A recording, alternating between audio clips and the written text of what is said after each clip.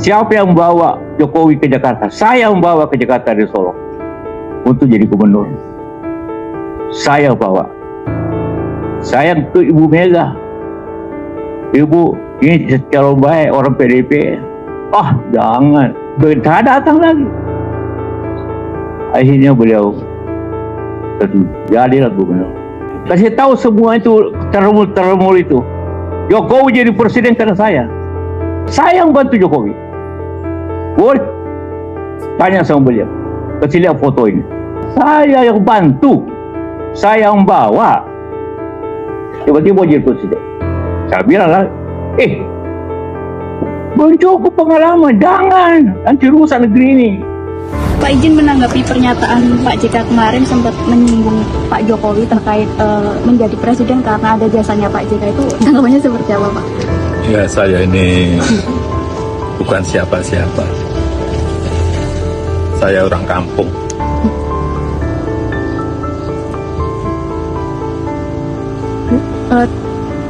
Tadi gimana Pak? Ini kan kemarin Pak JK juga sempat menyinggung kalau misalnya Bapak menjadi presiden bisa rusak negara ini. Yang menilai bukan saya.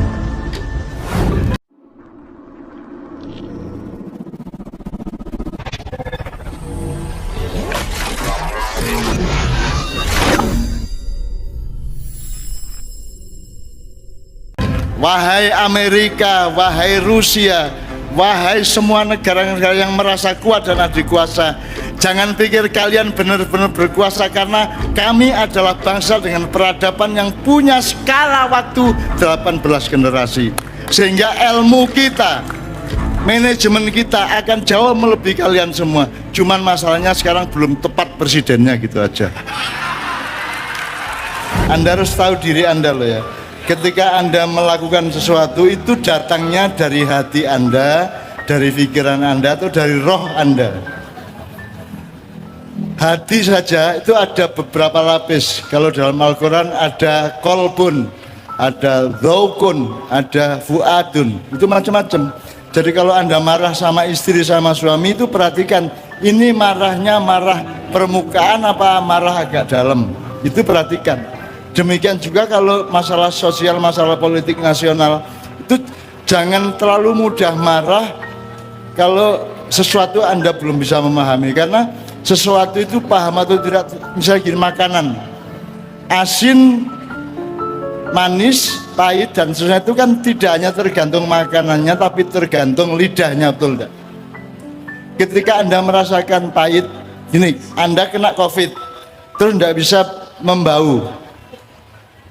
Sebenarnya baunya ada enggak? Yang salah apanya? Yang salah hidungmu yang kena COVID sehingga tidak bisa membau. Jadi kan ini banyak dalam politik nasional begitu itu. Sebenarnya yang salah itu lidahmu sendiri, hidungmu sendiri. Terus kamu menuduh tidak ada wangi, padahal ada wangi tapi kamu yang kena COVID kok. Nah, jangan sampai kena COVID politik lagi sejak sekarang. Indonesia akan mengalami siklus yang luar biasa. Saya belum tahu bentuknya, tapi akan mengalami siklus yang luar biasa, dan PDIP harus siap-siap mengayomi, bukan bersiap-siap untuk bertanding. Nek sampean mengayomi, mau tidak mau semua anak-anak akan merangkulmu, kan gitu. Oke, sekarang pikiran jernih ya, pikiran adil ya, jangan tidak adil ya. Allah mengatakan meskipun kamu benci kepada seseorang, jangan sampai kebencianmu itu membuatmu berbuat tidak adil kepada dia, betul ya? Wala yajrimannakum syana'ana qaumin ala alla ta'dilu. Benci boleh, tapi tidak boleh benci membuat kamu tidak adil. Jadi apapun saja yang terjadi, misalnya kamu tidak suka sama ini, tidak suka sama itu, tapi tetap harus berbuat adil, harus objektif, harus jujur apa adanya, gitu ya, jelas ya. Itu ajaran Tuhan. Mbak Puan, saya sama beliau kan ketemu baru sekarang, dan dari kejauhan kan kita juga melakukan sawang sinawang ya, ngeliat-ngeliat, terus ngukur-ngukur, mengira-ira gitu ya. Dan saya menemukan malah Mbak Puan ini jauh lebih dewasa daripada yang saya sangka, jauh lebih tajam pikirannya daripada saya sangka, dan jauh lebih sareh atau lebih bijaksana dibanding yang saya duga-duga gitu. Jadi saya bersyukur, dan yang paling saya kagumi pada malam ini sebenarnya acara ini berlangsung karena kebesaran jiwanya Bu Mega.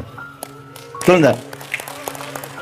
Anda tahu kan sekarang ini kan ada alat untuk memecah belah yang sangat efektif yang namanya medsos, YouTube dan seterusnya. Saya kan dipermusuhkan, diadu domba sama Bu Mega, kadang-kadang sama Habib Rizik, kadang-kadang sama Habib Bahar, kadang-kadang Bukaru Sopoai. Sama setan saya tidak pernah dipermusuhkan, padahal saya musuhan benar sama setan gitu. Saya dipermusuhkan dengan orang-orang yang sebenarnya saya sayangi dan saya cintai.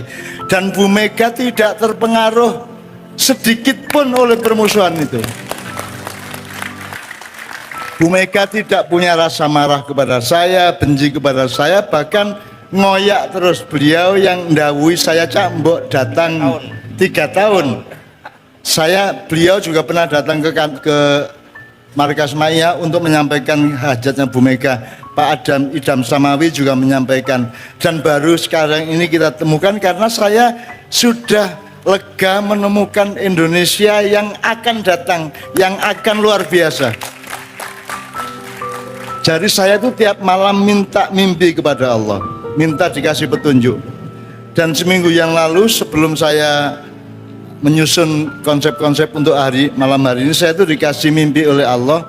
Saya pergi ke Siberia, kemudian mampir ke Ukraina, kemudian mampir ke antara Amerika Serikat dengan Amerika Latin. Kemudian begitu saya pulang ke Indonesia, itu saya melihat tulisan kain yang sangat panjang yang berwarna ungu.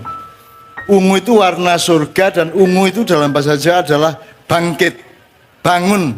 Kita sekarang ini tertidur sangat lama sambil bertengkar. Besok kita akan bangun dengan kerukunan dan kemesraan, gitu ya. Dan di kain panjang berwarna ungu itu saya membaca tulisan Lailatul Qadar. Sehingga saya husnudon, bukan ngeramal. Saya husnudon, saya berpikir positif bahwa insya Allah tahun ini adalah tahun di mana Allah ngasih Lailatul Qadar kepada bangsa Indonesia. Akan terjadi putaran zaman yang tidak Anda duga-duga. Akan terjadi perubahan-perubahan yang Anda tidak perhitungkan. Dan itu kita harus antisipasi bahwa perubahan itu kalau terjadi harus menjadi lebih baik dari yang kemarin. Harus lebih baik dari segala hal gitu ya. Dan saya senang sekali mendengarkan jawaban Mbak Puan tadi, luar biasa menurut saya. Artinya saya enggak pernah berpikir Mbak Puan akan menjawab seperti itu gitu loh. Dia artinya kalau nggak pernah ketemu nggak tahu Mbak Puan. Ya. Jadi harus sering-sering ketemu. Ya tapi kan denger lah ya. Ya kan mana berani kalau belum jelas PDI adalah pengayoman. Kalau sudah pengayoman saya masuk sini. Gitu. Kemarin kan masih perjuangan, aku ini kok berjuang, aku dikenek ini, lah kita laporkan gitu. Jadi saya takut begitu saya dapat informasi dari Allah bahwa PDI itu sekarang PDI pengayoman, maka saya saya datang ke kebagusan, saya datang ke Langit Agung. Cuman saking semangatnya saya sampai jalan-jalan, dan di YouTube dan siaran langsung itu saya kelihatan ngos-ngosan. Sehingga saya kemudian dikritik oleh banyak netizen dan saya dapat WA, Cak santai aja ngerokok dulu. Gitu. Terus ya kan tidak mungkin bisa merokok di sini, dan ini saya agak memang saya itu kalau tidak ngerokok, saya itu pekewoh sama Allah. Allah itu menciptakan tembakau. Terus diapain?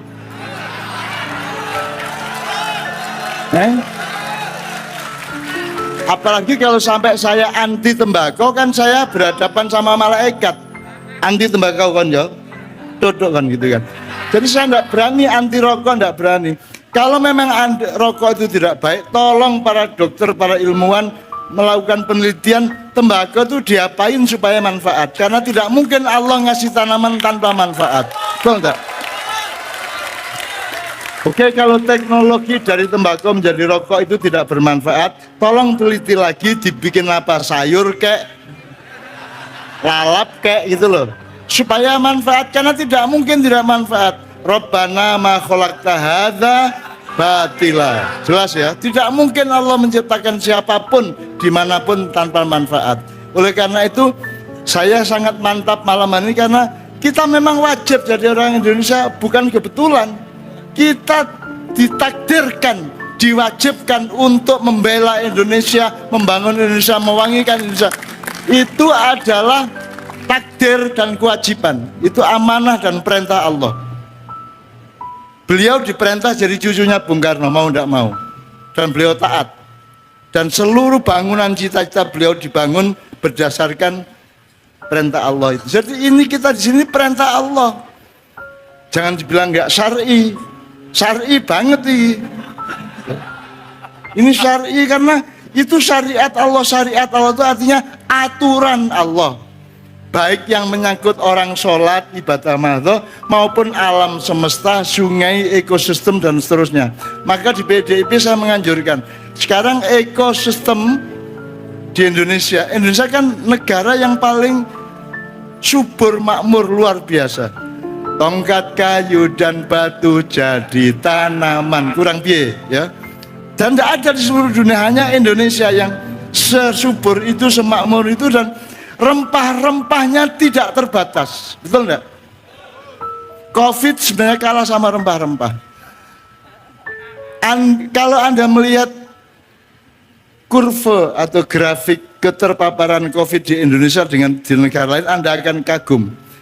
Dengan penduduk sebanyak ini, dengan kesembronoan rakyatnya dan keberanian rakyatnya untuk tidak pakai masker, ya toh, ngawur di mana-mana, ya toh, nekat di mana-mana. Seharusnya yang terpapar itu kan ratusan juta, betul enggak?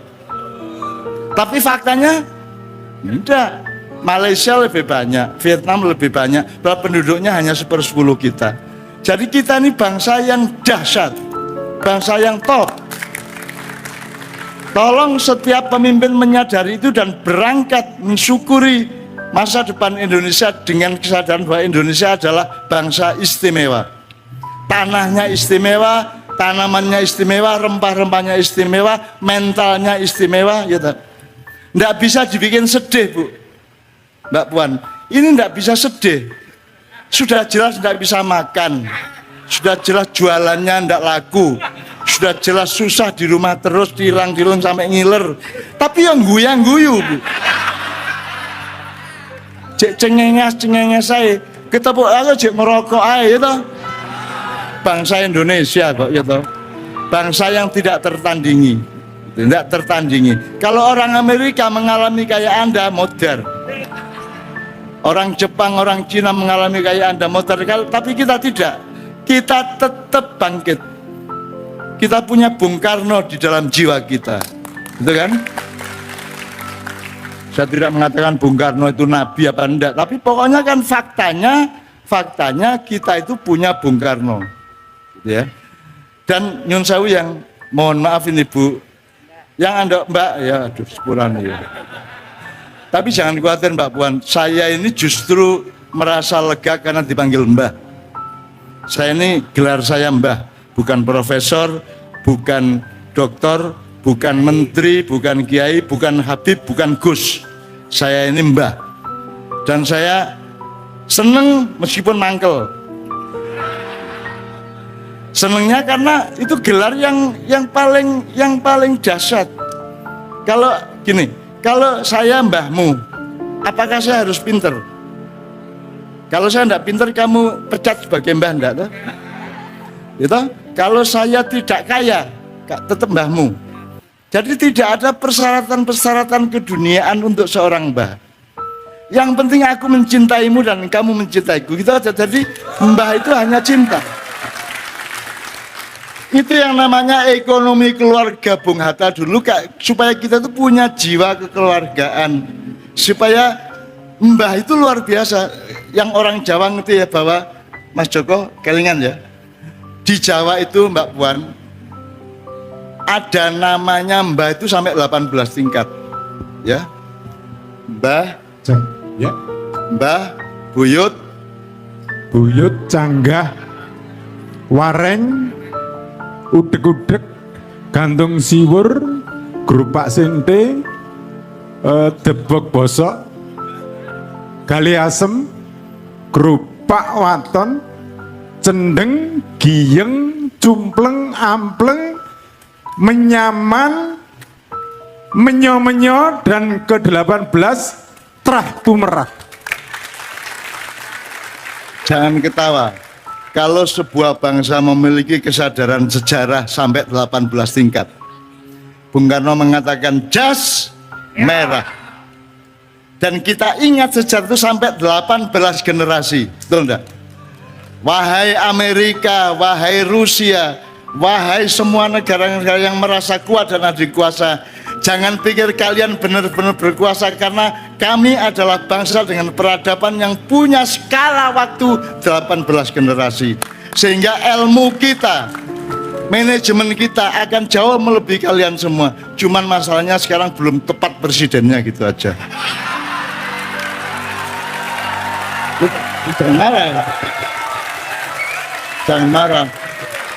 Saya tidak mengatakan salah loh ya. Saya tidak mengatakan salah atau jelek, enggak, belum tepat. Loh, kalau bahasa Jawa itu ada bener Mbak Puan, ada pener. Itu sudah bener tapi belum bener gitu. Jadi itu mohon maaf ya, saya bukan mengkritik, tapi memang saya itu penasaran dengan kebesaran Indonesia yang tidak bisa kita wujudkan. Dan aku ingin besok pagi setelah sebelum dan sesudah 2024 kita akan mengalami revolusi besar dari dalam diri kita. Bukan revolusi untuk menjatuhkan presiden dan penguasa, enggak. Revolusi yang akan dipimpin oleh presiden dan para sesepuh lainnya. Mereka yang akan memimpin kesadaran baru, mereka yang memimpin melungsungi yang baru, mereka yang akan memimpin kelahiran kembali bangsa Indonesia dengan kesadaran sebagaimana Mbak Puan tadi sudah ungkapkan panjang lebar. Dan itu akan terjadi siklus itu. Saya tidak meramal, tapi akan terjadi siklus itu. Akan kabul doamu malam hari ini.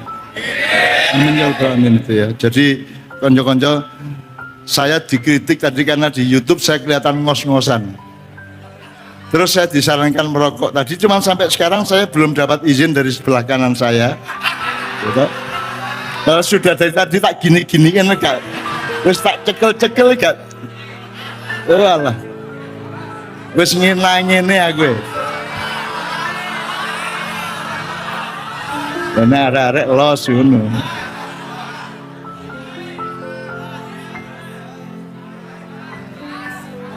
Salah satu yang ditakuti virus adalah, tapi nanti dimarahi sama WHO sama, iya. Enggak, maksud saya semua itu kan ada konteksnya, ada nawaitunya gitu loh. Anda rabi dengan rabi beda, ada rabi mergo nafsu, ada rabi mergo kesejahteraan cita-cita keluarga. Kan sekarang ngerokok untuk apa, ngerokok karena apa, dengan niat apa, dalam konteks apa, kan ya duru ala illatihi kalau kata usul fikih kan gitu kan. Jadi semua yang saya katakan itu kan tolong lihat asal usulnya. Misalnya kalau di maknya kan meso boleh enggak? Iki Mbak senengannya meso. Nah terus aku ngomong diancuk seweneng ini. Dua bal, wow gitu. Terus saya bilang, meso itu kan spontanitas alamiah dari setiap orang yang merasakan sesuatu yang menggelisahkan. Misalnya, aduh gitu ya, cok gitu kan. Yang enggak boleh itu misui. Ya, kalau misui itu peristiwa sosial, kalau misui itu peristiwa subjektif individual. Jadi misalnya ngeden, ngising, enggak apa-apa di WC-nya sendiri, tapi nek kon ono daya terus kon nguna, itu berarti menghina tamumu kan gitu kan. Ya, jadi di maknya kita terangkan semua peta titik-titik titik-titik ilmu dengan proporsinya masing-masing. Kita harus lengkap. Saya sama Bu Mega dipermusuhkan. Bu Mega tidak sedikit pun terpengaruh dan Bu Mega tetap meminta saya datang ke sini. Dan sekarang dipertemukan dengan putrinya. Coba. Kok sekarang kok ketemunya?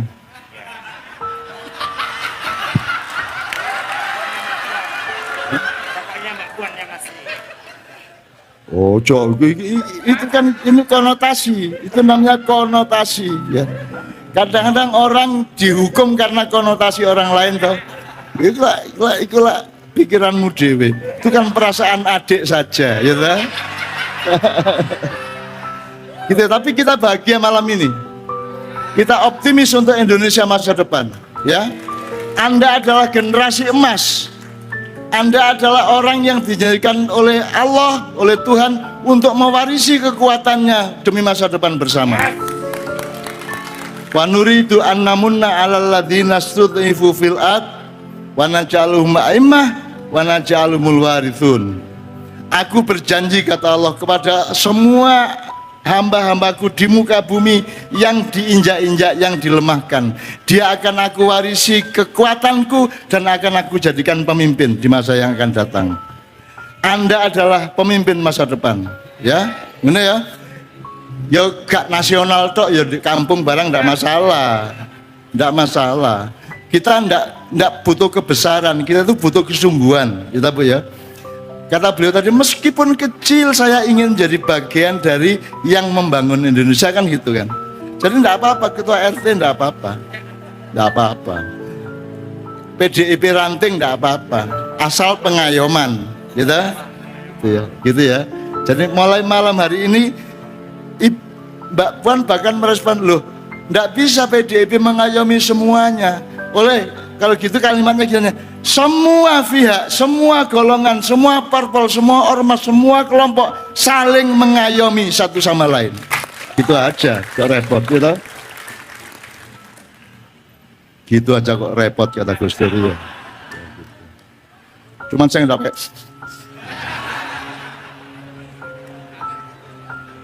Terus kangen kayak ya. Gus Dur tak, Gus, pokoknya sampean jadi presiden nanti jangan berhubungan lagi dengan Nyai Roro Kidul. Nyai Roro Kidul itu ada dua bersaudara, satu Nawang Wulan itu Nyi Ki Kanjeng Ratu Kidul. Terus ada adiknya namanya Nawang Seh, itu Nyi Roro Kidul. Jadi Anda selama itu salah kaprah. Yang Anda maksud Nyi Roro Kidul sebenarnya adalah Kanjeng Ratu Kidul, kakaknya, gitu kan. Jadi itu ada dua bersaudara. Saya sering ketemu di Selatan Keraton di Jogja sana gitu. Saya sering ketemu. Ya salam ya. Sampai adiknya Mbak Yuni. Nek sampean adiknya aku Mbak Yuni, sampean Mbak Yuni aku adiknya gitu ya. Anggitmu kontok sing gelem tak kabeh ya gelem arek-arek dapurane arek-arek gitu. Gitu sekalian, itu semua saya pelajari loh teman sekalian.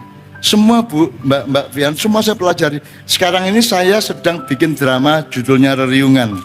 Ya, Reriungan itu artinya judulnya melungsungi.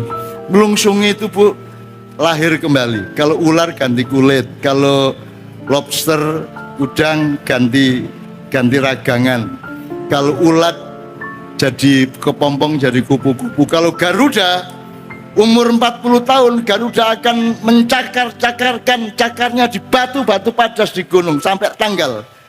Paruhnya ditotol-totolkan di batu-batu padas sampai tanggal. Bulunya dibikin rontok. Kemudian di antara 10 Garuda akan ada 3-4 yang lahir kembali. Bulu-bulunya tumbuh kembali paruh dan cakarnya. Kemudian jadi Garuda yang sakti perkasa. Dan aku minta PDIP dan Anda semua adalah Garuda yang sudah melungsungi dan menjadi Garuda baru. Garuda baru yang akan melanglang buana dan memimpin kesejahteraan seluruh dunia. Ini doa saya sangat serius. Bahwa tidak terkabul sudah biasa. Tapi kalau ternyata kabul, jangan kaget. Allah penuh kejutan, betul enggak? Jangan kaget. Ternyata loh, saya dulu jilbab itu kan saya perjuangkan sekedarnya saja, ternyata kabul kok. Sekarang semua jilbaban, 98% muslimah di Indonesia jilbaban. Wadam jilbaban, kurang lebih. Pengemis jilbaban, petani-petani di sawah jilbaban. Dikabulkan oleh Allah apa yang saya perjuangkan. Padahal saya juga tidak berjuang amat, tidak sampai ngoyo-ngoyo ya, tidak. Pokoknya menyadarkan saja bahwa wanita itu boleh memilih apa yang nyaman untuk dia, termasuk jilbab gitu tok gitu. Ternyata dikabulkan oleh Allah, meskipun saya tidak dapat royalti dari toko-toko penjual jilbab gitu ya.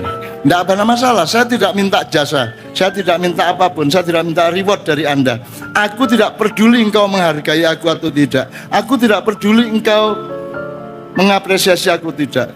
Aku tidak peduli. Aku hanya harus memastikan bahwa aku ridho dengan semua yang aku alami di dunia ini, supaya nanti kalau aku mati tidak menjadi hantu. Sebab kalau engkau belum ridho hatimu dalam hidup ini, begitu kau mati kau jadi hantu. Maka di drama Melungsungi itu semua namanya saya ambil dari nama jin dan malaikat. Tidak ada yang nama-nama manusia. 92 orang yang ikut main drama itu, semua namanya nama jin. Dan saya sudah minta kepada pimpinan-pimpinan jin itu dari Merak sampai Madura. Sudah saya temui mereka semua, minta izin namamu saya pakai untuk drama, karena Indonesia sangat butuh melungsungi. Harus ada kesadaran baru, harus ada cinta yang baru, yang refresh ya. Harus ada kebersamaan yang baru, harus ada reriungan yang baru gitu. Maka mereka kemudian mengizinkan dan tidak mengganggu pentas saya. Meskipun pemain sudah saya kasih sangu, kalau nanti kamu diganggu macam-macam, baca ini dan sebut namaku, saya bilang gitu. Oke, jin kerungu jenengku iku, oh sampean melok mak iya, ngono akhirnya. Iya, jadi saya kan tidak pernah kejam sama jin. Saya kan tidak pernah siaran TV terus, nama takunu, ya tibikumullah, kan tidak pernah. Terus jinnya tak ambil masukin botol, enggak loh.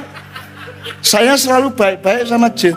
Saya selalu bergaul baik, dan saya tidak melanggar perintah Allah untuk bekerja sama dengan jin. Saya tidak pernah kerja sama. Bahkan saya tuh kasihan sama setan, sama iblis itu, saya tuh tidak tega. Dari dulu sampai sekarang setan iblis itu tidak bisa nggoda saya, coba. Kan kasihan. Betul enggak? Pekewo saya kadang-kadang ingin saya turuti dikit-dikit gitu loh. Tapi tetap tidak berani juga. Jadi itu kalau sama manusia itu Masya Allah udah. Tapi kalau sama, jadi makihan kita tadi kan ada teman PDIP yang Mas Adian ya. Mas Adian kan bilang, loh saya kan Kristen, masa saya masuk forumnya Cak Nun. Terus Mbak Indah menjawab, di forumnya Cak Nun itu jangankan orang Kristen, jin setan masuk boleh. Betul enggak? Setan salah apa Mas? Aku takut setan salah apa? Kok setan jadi kambing hitam di Indonesia? Asal ada orang jahat yang disalahkan setan toh? Setan salah apa? Dia memang tugasnya seperti itu dan dia tidak bisa berubah. Kalau Anda bisa berubah, Anda adalah makhluk kemungkinan. Kalau setan, iblis, makhluk kepastian, dia tidak bisa apa-apa. Harus seperti itu. Kalau Anda kan boleh berubah. Anda mungkin ini, mungkin itu, mungkin baik, mungkin buruk. Jadi kan mending jadi manusia. Maka saya kasihan kepada setan, tidak tega. Jadi kalau saya ketemu mereka malam-malam berduyun-duyun mesake gitu ya. Kasihan. Jadi gitu Mas. Ini pemikiran-pemikiran seperti ini saya tidak ngarang. Ini beneran, sekalian. Ini beneran. Maka saya juga sangat bersungguh-sungguh dengan acara malam hari ini, Mbak Puan ya, dan semua teman ya. Dan saya hitung semua sisinya Mas Hasto. Saya hitung semua sisinya karena saya ini mencintai Indonesia dengan pok nyawaku, sak pok nyawaku. Saya mencintai karena apa loh? Karena Indonesia bukan Muhammad, bukan Ibrahim loh. Indonesia itu ciptaan Allah yang aku diletakkan di situ, maka aku wajib mencintai Indonesia sebagai perintah Allah.